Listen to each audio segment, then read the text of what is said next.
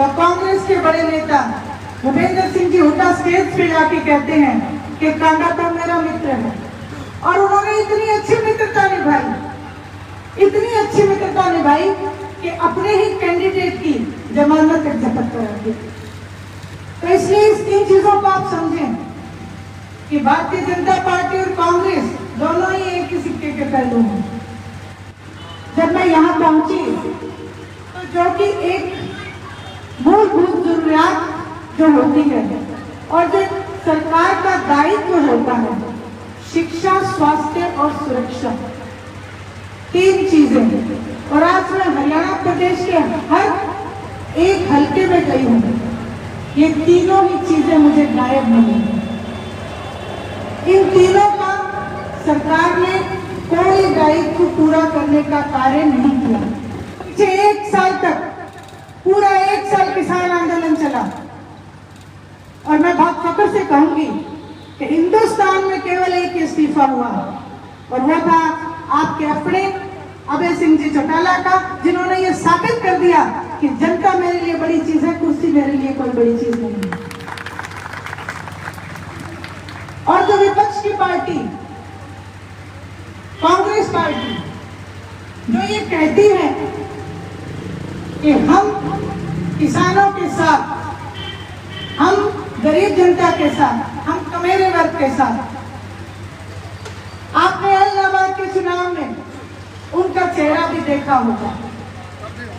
जिस समय इलाहाबाद का चुनाव हुआ, आदरणीय अभय सिंह जी चौटाला जब चुनाव लड़ रहे थे, तो कांग्रेस के बड़े नेता भूपेंद्र सिंह जी हुड्डा स्टेज पे जाके कहते हैं कि कांडा तो मेरा मित्र है, और उन्होंने इतनी अच्छी मित्रता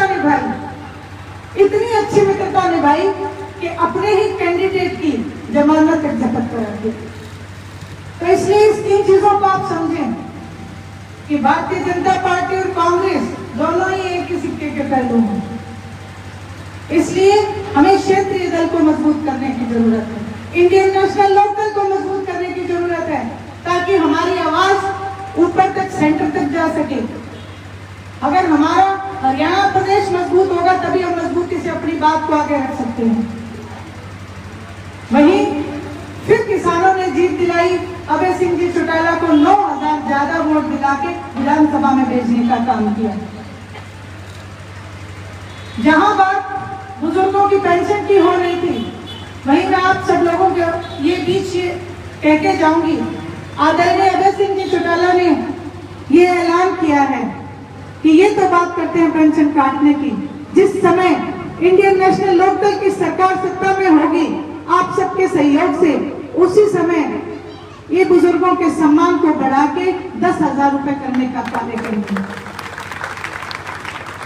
वहीं जहां बात बेरोजगारी की भी है, बहुत बड़ी समस्या है, जो हमारे नौजवान बेरोजगार हैं, वहीं ओम प्रकाश जी चौटाला ने 3206 नौकरियां दी, अनेकों जेबीटी अध्यापक लगाए, और उनको साजिश के तहत 10 साल जेल जाना भी पड़ा। ये सब आप लोगों को मुझे बताने की जरूरत नहीं है, आप सबको पता है।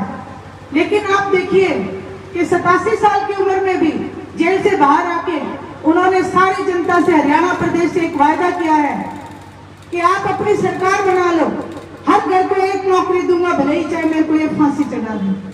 तो इसलिए जरूरत है हमें ऐसे नेता को आगे लाने की, ऐसे नेता को मजबूती प्रदान करने की।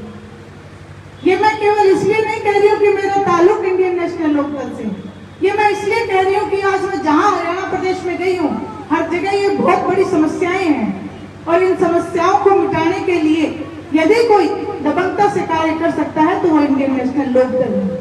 महिला को यदि सम्मान दे सकता है तो वो इंडियन नेशनल लोकदल है। वहीं जहाँ बात बच्चों की, हर घर में रोजगार की है, वहीं जिस वक्त तक उस बच्चे को रोजगार नहीं मिलेगा, उसे 21,000 रुपए बेरोजगारी भत्ता भी देने का काम आपकी सरकार बनते ही किया जाएगा। अब जब बात बुजुर्गों की हुई, नौजवानों की हुई, तो महिला शक्ति की बात तो जरूरी है। हमारी जो महिलाएं हैं वो इतना सम्मान के पात्र हैं, क्योंकि महिला एक ऐसी शक्ति है जो घर के अंदर और घर के बाहर दोनों जगह बड़े अच्छे से संभाल लेती हैं। इसलिए महिला शक्ति के लिए भी एक खुशखबरी है। आदरणीय ओम प्रकाश जी चौटाला ने कहा है, आदरणीय ओम प्रकाश जी चौटाला ने ये कहा है कि मेरी बेटियों से कहना, जिस वक्त आपकी सरकार बनेगी, हर गृहिणी को 1500 रुपए सम्मान राशि देने का काम इंडियन नेशनल लोक दल करेगी। आप सबके बीच मैंने ये सारी बातें की, आप सबको ये मैंने कहा, पिछले प्लान में भी हम लोग आपके बीच आए, आपको कहा। मैं आपको एक वादा और करती हूँ, नरेंद्र मोदी जी की तरह मैं 15 लाख रुपए तो नहीं आपके लिए मांग सकती, लेकिन 1500 का वायदा जो आपसे किया है वो सरकार बनकर जरूर पूरा किया जाएगा। ये खोखले वायदे नहीं है,